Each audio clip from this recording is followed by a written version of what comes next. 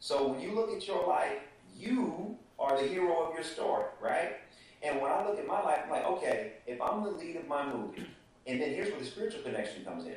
I believe God is the director of my story. So if God is the director of my story, and He's the one that created me, He has a purpose for my life, do you think that He would allow anything in my story that ultimately won't work for my good? So when I look at my life as a movie, and I look at God as my director, now God is going to put me in some scenes that I am not going to like. Period. There are some situations I go through, I'm like, Lord, do I really have to be in this scene right now? But what happens is the scenes that I don't want to go into are the scenes that show me how much faith I have, that show me how much character I have, that are there to help mature me, to build me up, to really give me what I need in order to succeed in the scenes that are coming up. So it's so important, when you look at your life as a movie, and then you can step back and say, okay, like I talked about on Super Soul Sunday, I said, conflict is necessary. It's required in order to have a good story. We hate it.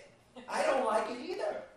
But I'm like, okay, if you're bringing the conflict, if God is allowing the conflict to come, it must be there because it's going to help me become better. That means the hero inside of me sometimes will stay locked up until I'm faced with conflict in which the hero can come out.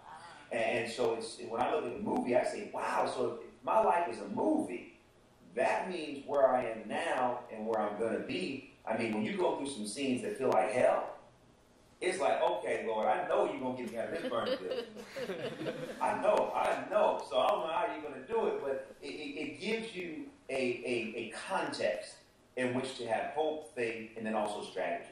Because when you are able to boil down your life into scenes, you then are able to manage better how to succeed and how to progress.